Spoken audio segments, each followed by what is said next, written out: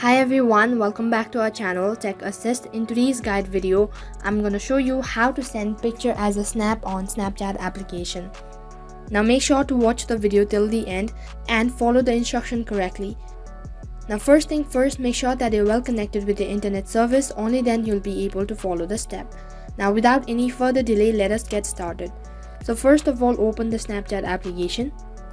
Now the interface looks something like this.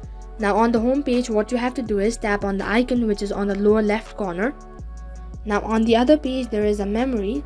So under it there you can see three different options. Now from here what you have to do is tap on camera roll, which is right in the corner.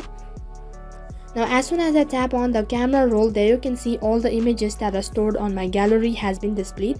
Now from here you have to select the image or a picture that you want to send it as a snap. Now select any one of the image that you want to send it. So the picture has been selected.